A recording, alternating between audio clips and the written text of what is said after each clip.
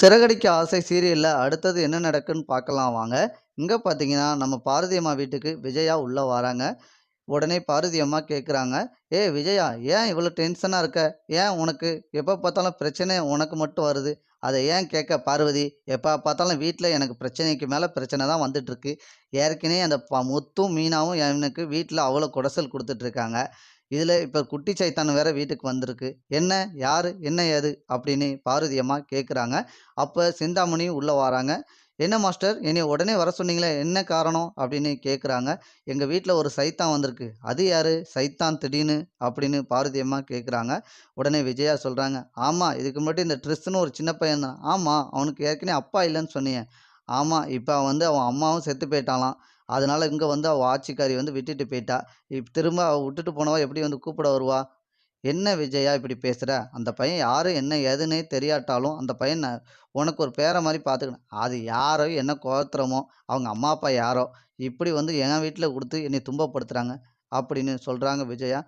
"இதனால நீங்க எதுக்கு மாஸ்டர் கோவப்படுறீங்க? இத என்ன சரி பண்ணணும்னு நான் சொல்ற ஐடியா மட்டும் நீங்க கேளுங்க." அப்படின்னு நம்ம சிந்தாமணி பேசுறாங்க. அப்ப நம்ம ரோஹிணி உள்ள வாராங்க. வந்தோனே சிந்தாமணி சொல்றாங்க, "உங்க பையன குட்டி பையன் தான் சொல்றீங்க. அவன நீங்க வந்து கஷ்டப்படுத்துங்க. அவங்க கஷ்டப்படுத்தும்போது சூட ஈட போடுங்க." அப்படின்னு சொல்றாங்க. உடனே ரோகிணிக்கு ஷாக்கா இருக்கு. "என்ன ஆன்ட்டி இப்படிலாம் பேசுறீங்க? ரோகிணி, என்னமோ உன் புள்ளைய சொன்ன மாரி நீ ஏன் கோவப்படுற?" அப்படின்னு விஜயா கேட்குறாங்க. "இல்ல ஆன்ட்டி, அப்படி எதுவும் தப்பு பண்ணீங்கன்னா, உங்கள தானே போலீஸு, மாமா எல்லாரும் இது பண்ணுவாங்க. பிரச்சனை வந்துரக்கூடாதுன்னு நான் சொன்னேன் ஆன்ட்டி." அப்படின்னு நம்ம ரோகிணி மழுப்புறாங்க.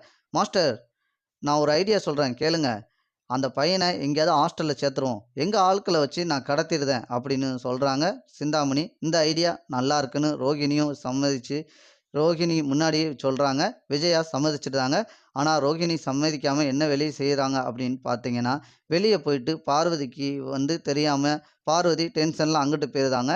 இந்த சைட்ல ரோகிணி வந்து மீனாக்கு ஃபோன் போட்டு, "முத்த போய் இப்படி ட்ரெஸ்ஸ வந்து ஸ்கூல்லேருந்து கூட்டு வாங்க." அப்படின்னு மீனா சொல்றாங்க.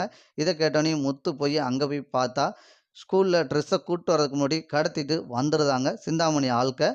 இத பார்த்த அந்த இடத்துல, "என்னப்பா நீ இந்த இடத்துல கொஞ்சம் ஓவரா வந்தியே, என்ன ஏதுன்னு?" கேட்கவும், அங்க ட்ரெஸ் உள்ள இருக்கத முத்து கவனிச்சு பார்த்தோனே, "முத்து அங்கிள்" அப்படின்னு ட்ரெஸ்ஸு சொல்லியிருந்தாங்க. இத முத்து சொன்னோனே, இத கேட்டோனே அவங்கள உள்ள ஆட்கள போட்டு அடிச்சு, இத யாரு செஞ்சது, என்ன ஏதுன்னு கண்டுபிடிக்கும்போது, லாஸ்ட்ல சிந்தாமணின்னு அங்க அடிபட்டவன் ஒருத்தன் சொல்லியிருந்தான் ரவுடி.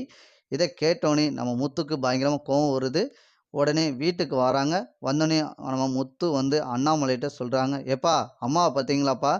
அந்த சிந்தாமணி பொம்பள கூட சேர்ந்து இப்ப ஆள் கடத்தல். பெரிய ஆள கடத்துனாலும் பரவால்ல. ஒரு பச்ச மண்ணு, அதுக்கு ஒண்ணும் தெரியாத குழந்தைய இப்படி பண்ணிட்டாங்க." அப்படின்னு சொல்லவும், வீட்ல இருக்கவங்க எல்லாருக்கும் தூக்கி வாரி போடுது. இப்ப வசமா சிக்குறாங்க நம்ம விஜயா. அடுத்தடுத்த எபிசோட் இப்படிதான் நண்பர்களே போப்போது. இந்த கதை பிடிச்சிருந்தா லைக் பண்ணி